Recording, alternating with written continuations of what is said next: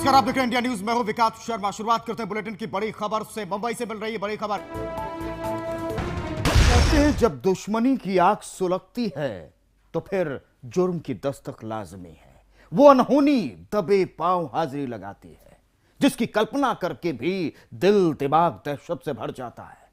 फर्रुखाबाद की जिस खबर से हम आपको वाकिफ करवाने वाले हैं वो हमारी बात की बखूबी तस्दीक करेगी।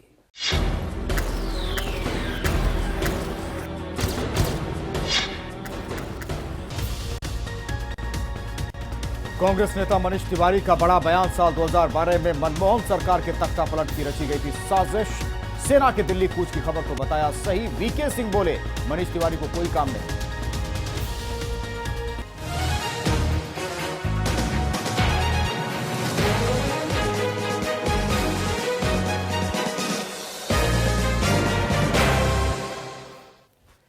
डेडलाइन खत्म हो गई। जी हां, पठानकोट हमले के दोषियों पर कार्रवाई के लिए भारत ने पाकिस्तान को 72 घंटे का वक्त दिया था जो कि खत्म हो गया।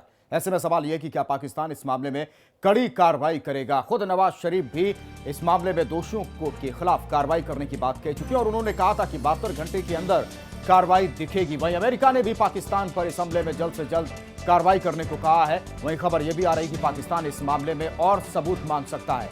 ऐसे में एक बार फिर से पाकिस्तान की मंशा पर सवाल खड़े हो रहे हैं। आज का मुद्दा आप देख रहे हैं, मैं हूं विकास शर्मा। आज के मुद्दे में बात राम मंदिर पर नए बयान की। दरअसल राम मंदिर निर्माण को लेकर गरमाए हुए माहौल के बीच एक और सपा नेता समर्थन में उतर आए। समाजवादी पार्टी के नेता हैं बुक्कल नवाब। उन्होंने कहा, मैं मुस्लिम हूं और भगवान राम का काफी सम्मान करता हूं और मैं चाहता हूं अयोध्या में राम मंदिर बने। अयोध्या में राम मंदिर का निर्माण शुरू होगा तो मैं 10 लाख रुपए दूंगा, सोने का मुकुट भी दान कर दूंगा। बड़ा साहस दिखाया बुक्कल नवाब साहब आपने और आपके बयान की हर तरफ तारीफ भी हो रही है। मेरा सवाल है, क्या आपने सोने का मुकुट तैयार करवा लिया, ऑर्डर दे दिया है राम मंदिर के लिए? जी प्रोफेसर सुधीर सिंह जी, तमाम सवाल हो सकते हैं। आप कूटनीति को लेकर, रणनीति को लेकर तमाम सवाल कर सकते हैं। क्या ये सही वक्त था? तमाम राजनीतिक दल, बीजेपी हो, कांग्रेस हो, शिवसेना हो, सब एक सुर में, एक धार में दिख रहे हैं, सवाल उठा रहे हैं।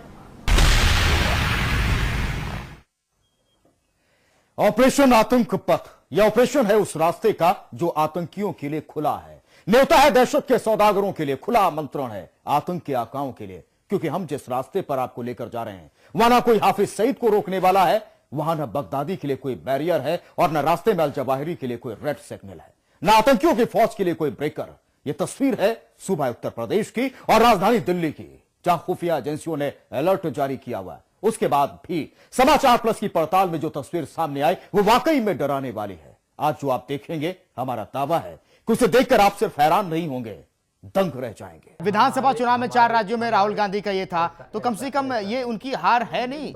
क्या आपको नहीं लगता है?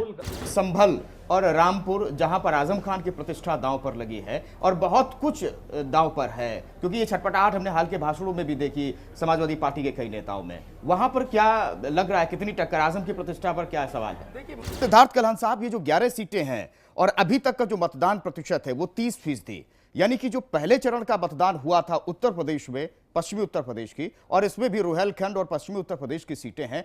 कितना असर दिख रहा है मतदाताओं में, रुझान, और ये किस तरह का संदेश दे रहा है अभी तक का?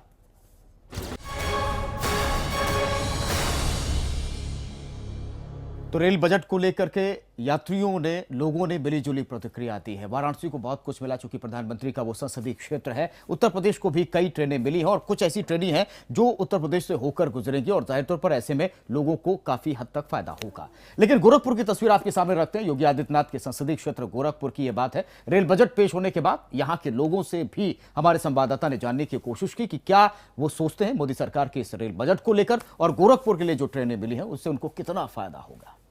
आप सबका बहुत बहुत स्वागत है। राहुल चौधरी जी, पहला सवाल, पहली नजर में बायर्स का गुनाहगार कौन है? उनके सपनों को कुचलने वाला वो कौन है? वो कौन जिम्मेदार है जो सपने को इस पूरे मामले में तोड़ता नजर आया है? इसीलिए कटरीना कैफ और दीपिका की स्माइल आपको बहुत अच्छी लगती है। सबकी इनकी भी स्माइल अच्छी लगती है, आपकी भी अच्छी लगती है। जो भी स्माइल करता है, आई थिंक स्माइल एक ऐसी चीज है जो दूसरे लोगों को खुशियां दिलाता है। सवाल लेकिन रवि ये उठता है कि जो आपके दादा थे राज कपूर साहब, वो अभिनय तक सीमित नहीं थे, उनको संगीत की बड़ी अच्छी नॉलेज थी, वो निर्देशन के क्षेत्र में थे। तो ऐसा नहीं लगता है कि जो दायरा है विरासत का वो कहीं धीरे धीरे खत्म हो रहा है? क्या उस केंद्रीय धारा में आप हैं? सर, एक बड़ा आरोप लगता रहा है कि कांग्रेस के नेता आंकड़ों के बड़े बाजीगर हैं। वो लैपटॉप पर सकारात्मक आंकड़े दिखा देते हैं और राहुल गांधी खुश हो जाते हैं।